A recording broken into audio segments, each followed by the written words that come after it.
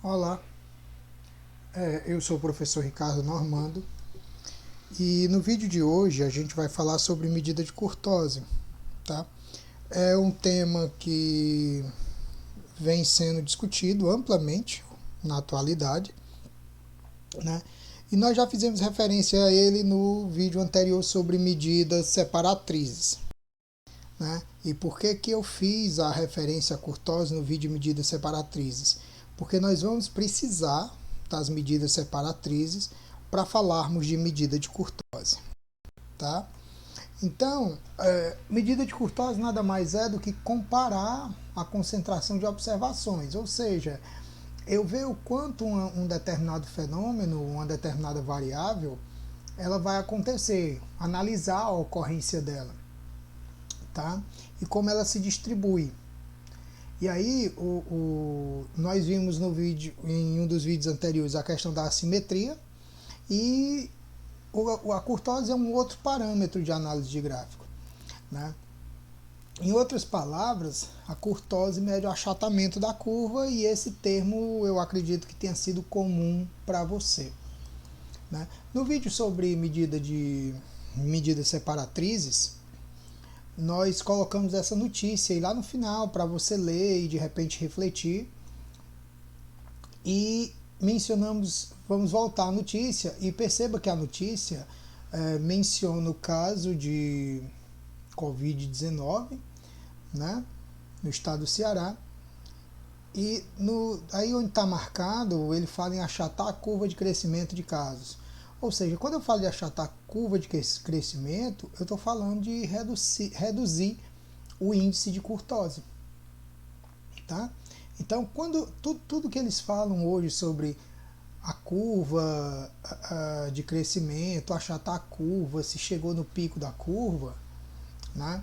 Nós estamos falando sobre o desenvolvimento das infecções e isso analisando sob o ponto de vista gráfico. Então, o que acontece?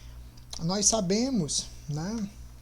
Esses gráficos foram tirados aí do Olhar Digital, aí qualquer coisa você pode conferir lá a notícia completa. Nós percebemos o seguinte, que o caso começou, né? Tem um hospedeiro inicial, né? Um infectado inicial, que é a pessoa zero, e aí ela vai começando bem lentamente, mas de repente ela cresce de forma muito rápida. Então o crescimento ele é exponencial, e é esse o grande perigo quando eu menciono que é necessária a questão do isolamento. Como o crescimento é exponencial, né? Quanto mais gente na rua infectada, mais gente vai ser infectada, né? Numa escala exponencial. Só que aí chegam as intervenções, né?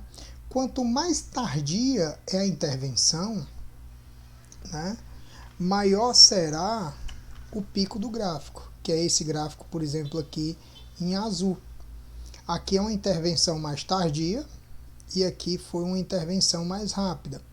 Então, quando eu tenho a intervenção, a tendência é estabilizar por algum tempo, aparece a cura ou o tratamento, ou o vírus por si só ele deixou de circular, e aí os casos voltam para zero, né? E aí o que acontece? Quanto mais tardio é a ação, ó, maior o pico do gráfico. É isso que estão mencionando, é isso que os cientistas mencionam, a questão do pico da pandemia. Isso é um modelo matemático, tá? Então, muita gente ainda discutindo, esse pico não chega por causa das intervenções. E aí existe um modelo matemático, onde vai mostrando que os casos continuam aumentando ou reduzem, né? E aí o modelo mostra o pico do gráfico, tá? E aí nessa reportagem ele mostra para você que modelo matemático está sendo usado, tá? Cada fenômeno tem um modelo matemático distinto. Esse é um modelo de um caso de pandemia mesmo, em dois locais, onde eu tive uma intervenção mais tardia, e outro onde eles tiveram lá uma intervenção mais rápida, tá? Então, matematicamente isso é comprovado, ok? E aí o que acontece? Eu tenho aqui a curva azul, que é uma curva de uma kurtose, um índice de kurtose maior, e aqui a vermelha, o índice de kurtose menor, tá? Então o achatamento da curva significa que menos pessoas foram infectadas, ok? E menos pessoas infectaram, porque boa parte dessas pessoas deve ter ficado em casa, se isolado de alguma maneira. Então, quando os cientistas, né, abalizados, mencionam a partir de um modelo matemático que você deve ficar em casa, aí está a explicação matemática, tá? E aí nós estamos pegando a explicação já no final, com a questão da curtose, do índice de curtose. Mas aí você está vendo a evolução, tá? Em algum momento há uma intervenção, seja natural ou seja artificial, que chega uma hora em que as pessoas começam de repente que não haja uma intervenção estatal, né? Como a gente está tendo no estado do Ceará, lockdown e questões do tipo. Digamos que isso não acontecesse, ela ia crescer, mas ia chegar a um ponto que ia estabilizar, ou todo mundo foi infectado, ou chegou um limite, né, em que as pessoas começaram a entender e se isolar por conta, enfim, alguma intervenção, seja natural ou artificial, ela acontece, tá? E aí eu tenho, para cada local distinto, eu vou ter uma curva distinta. Por isso que às vezes é muito perigoso a gente comparar estatísticas de um país com estatísticas de outros países, porque aqui é levado em conta também a população, idade, enfim, tem uma série de fatores, tá? Então a gente precisa ler com muito cuidado algumas estatísticas. Mas voltando para o nosso assunto de forma mais direta, né? O gráfico onde eu, vamos pensar assim, eu tive pouca intervenção, uma intervenção tardia, é um gráfico onde eu tenho, por exemplo, mais infectados, nós chamamos de curva leptocústica, né? Curva mesocústica é sempre o padrão de comparação, assim como a gente fez com a simetria, é a distribuição normal, tá? Então, mesocústica é a distribuição normal, ou alguma curva que se assemelhe numericamente a uma distribuição normal. Numericamente que eu falo em termos de índices, né? Tá? E platicústica é uma curva que está abaixo da distribuição normal. Então, voltando para a questão viral, né, do Covid, a tendência é sair de uma curva leptocústica para curva platicústica o mais rápido possível, ou de repente nem chegar na curva leptocústica, permanecer nesse padrão aqui, ok? E aí nós temos algumas maneiras de calcular o coeficiente de curtose, e uma dessas maneiras é pelo coeficiente percentílico de curtose, tá?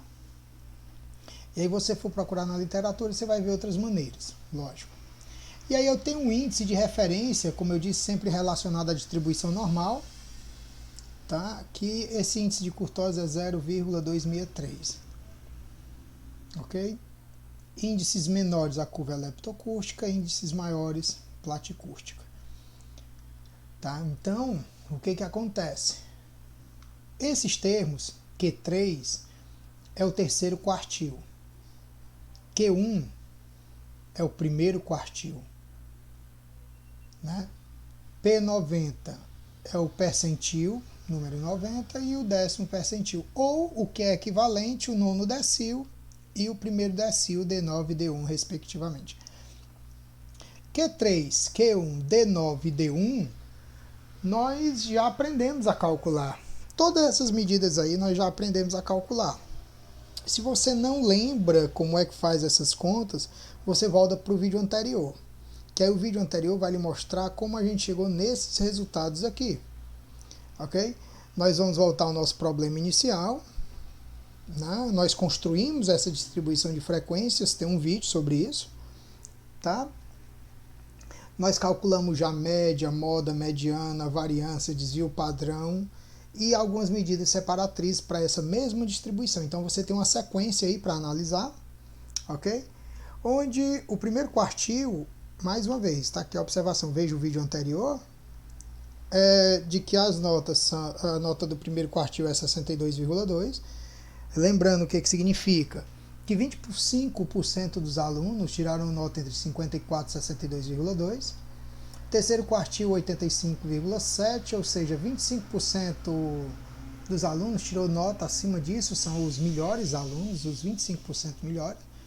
E decil, como são 10 partes, 10%. Então, 10% dos alunos tirou nota entre 54 e 57,1.